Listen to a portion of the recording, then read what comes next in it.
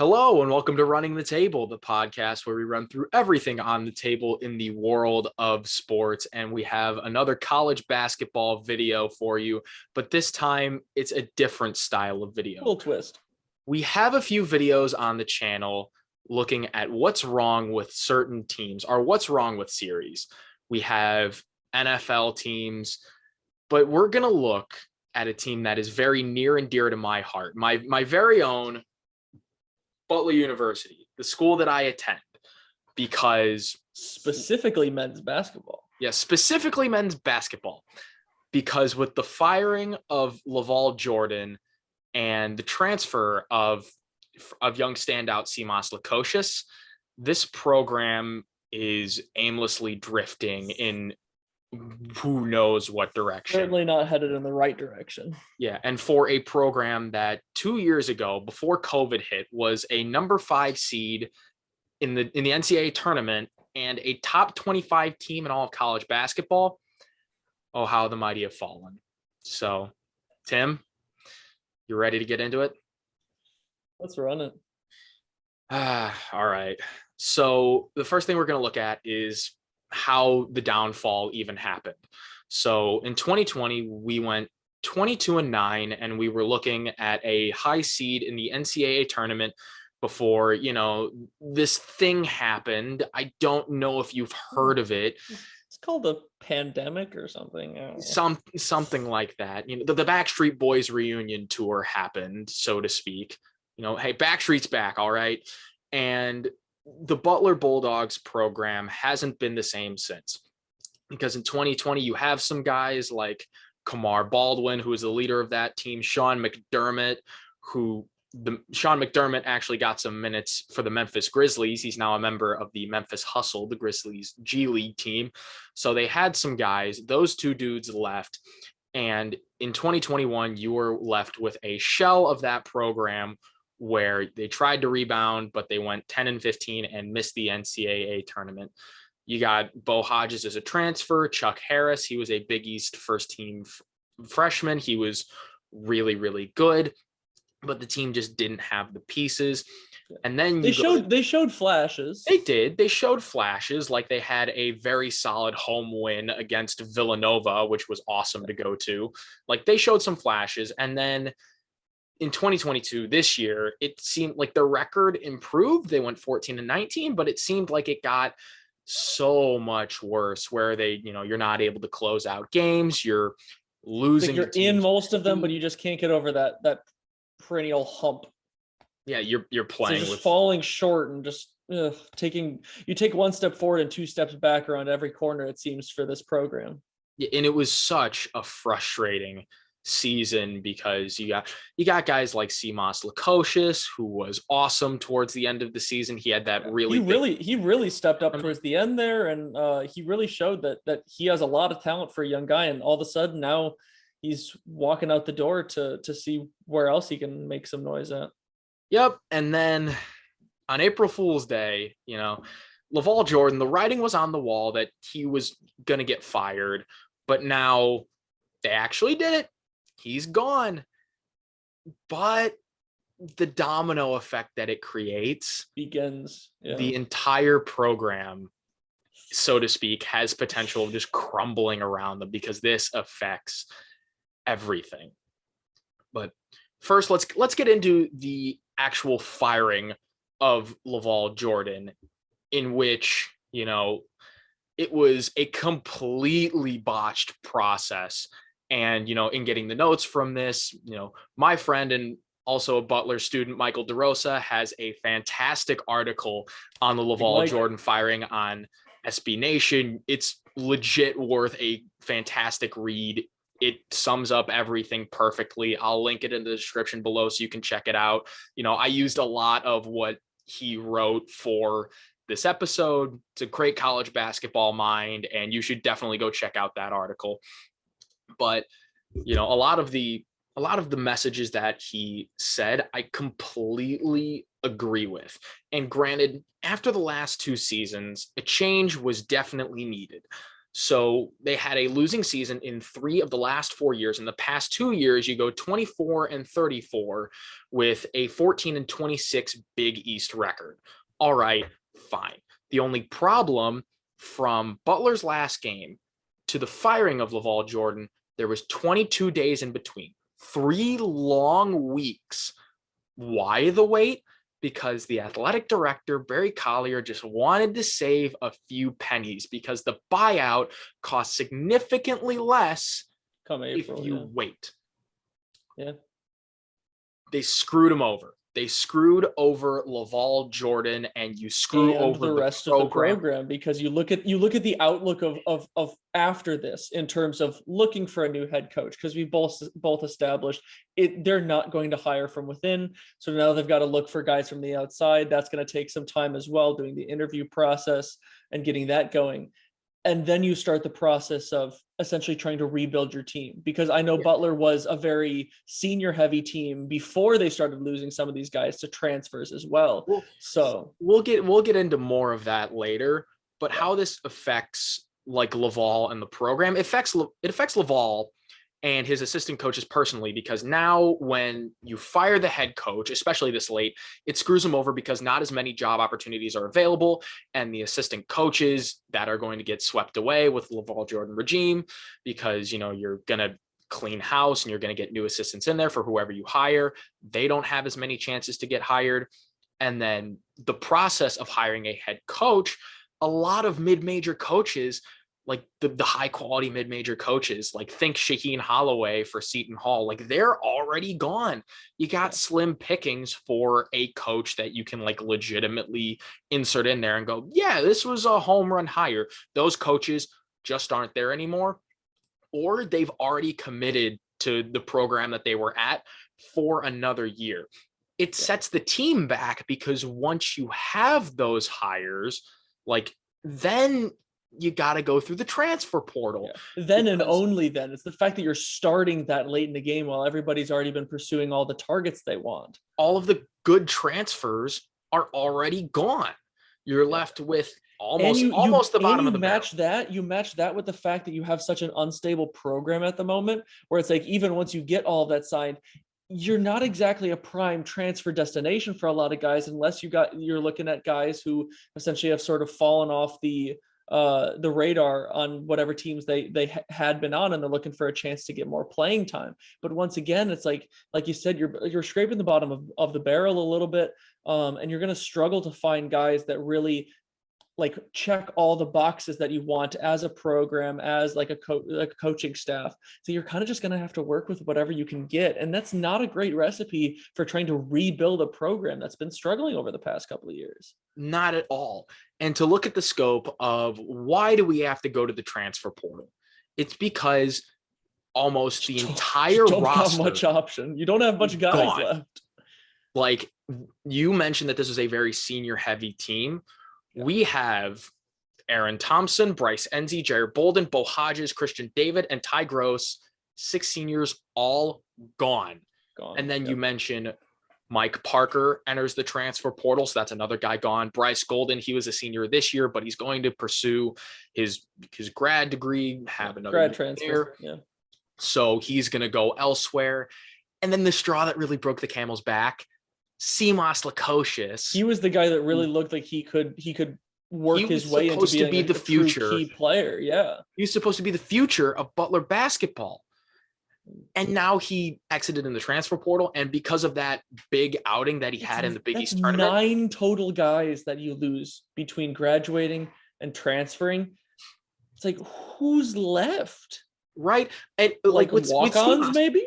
You planned on having Simas be the cornerstone of your basketball team, but now people know his name, because before the Big East tournament, people didn't know who he was. And now he had a fantastic day in Madison Square Garden, and he can essentially go anywhere he wants to. There are going to be a decent amount of teams that definitely took notice of that tournament performance, and they're going to look a little harder at him than they would have if he had kind of just coasted through the Big East tournament, having pretty much same decent averages that he's had the rest of the season. Because if you look at Simas is a guy from Lithuania. He played professional basketball before coming to Butler in the Bundesliga B division, which Kamar Baldwin actually helped with that recruiting. So thank you, Kamar Baldwin, for giving Simas Lukosius for at least a year. Yeah. But Simas checks all the boxes. He's an intelligent basketball player. He's a good passer. He's a good shooter. He knows what he's doing on the court, and he has unlimited confidence. So, right, to have him as the cornerstone, you get a lot of that from huge. playing pro basketball overseas. I think that's a very big part of what made him such a solid, well-rounded basketball player, especially with that confidence coming into college basketball. Yeah, but now, like, he's gone. He's essentially gone, because he said that he's open to a Butler return, but that's just incredibly. I think that's just kind of sugarcoating wishful. The fact of trying to like make the exit a little bit more feasible and pleasant for fans that are really hurting with this. Yeah, you don't say. I think the wildest thing to look at is you think about all the guys that are losing. Like, for instance, a quick little point in there. For instance, you talk about upcoming classes. For instance, Purdue's next class of guys, you got 5 guys coming in. Butler, one recruit. And okay, yeah, he solves the problem of one of 9 problems that you just created. Well, last year our issue was that we didn't have a true center. Bryce Golden was a power forward trying to play center.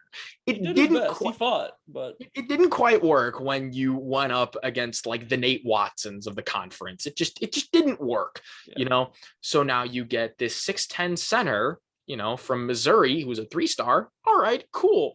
But now you just open up the floodgates of so many more problems. Yeah, you solved one problem and created 8 other ones in terms of players.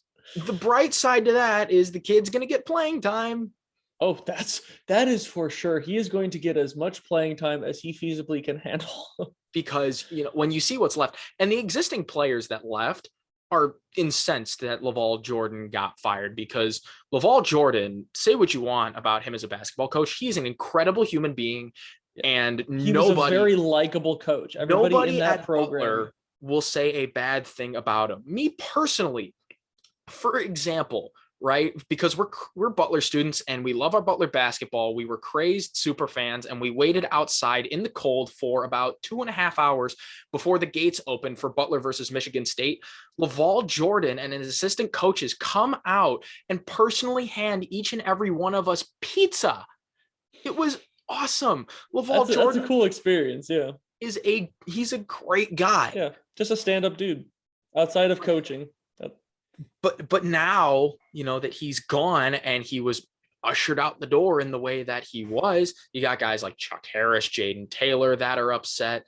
And I would be pretty upset with the program if I was in that situation, because now either your options are try to stick out, as we established earlier, a very unstable program with its future up in as many question marks as you can physically write, or transfer out and go into an entirely new environment and try to reestablish yourself there.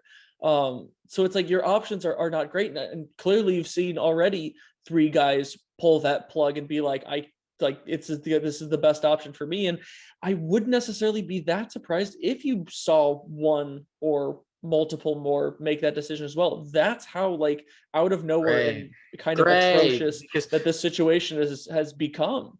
And well, if that happens for Butler, then will you have a basketball team? If another guy, say another guy or 2 enters the transfer portal, you'll have Chuck Harris. Will you have 5 Taylor, to put out on the floor? You'll have me. Drew Westland, newest walk-on for the Butler. Might as well team. If they're not going to have at that point, they might as well hold open tryouts. They honestly might. Okay, we're not IUPUI. The situation isn't that dire, Tim. Not yet. I don't even want to think about that. Please don't speak that into existence, because if I don't want to, but boy, what a story that would be. If that's the case, I'm trying my hand at it. Will I make it? No. But will I try? Anywho, so what's next? How do you fix this? And that's a loaded question. it's a loaded question. I think, well, the one question we can answer, right? Baby steps in fixing this, because, you got to crawl before you can walk. You don't have a head coach, find a new head coach. Who's that going to be? That's problem number one to solve. Yeah. So let's take a look at some candidates. You have, right, Thad Matta's name has been thrown around, but he's not leaving his associate AD really don't see him. He doesn't at the state of doesn't want to coach. He's the stage of the life that he's in. I just don't see him being like, oh, sure, I'll come back and try to rebuild this program from the ground up. But the reason why Thad Matta is relevant is because you have a bunch of guys from his coaching tree, and that Thad Matta Butler connection can hopefully, sprout some other connection. Like, for example, Jeff Bowles, the head coach at Ohio, is a name that's been thrown around a lot. Is like the lead candidate. He's from the Matta coaching tree. He probably won't leave Ohio, but it's worth a shot, because when you're manning the helm of a program that won the they went to the NCAA tournament. They won the NCAA.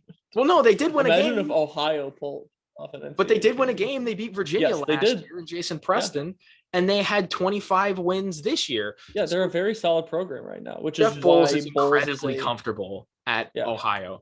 I mean, if you want some more action, John Gross, the head coach at Akron, he's another member of the Matta coaching tree.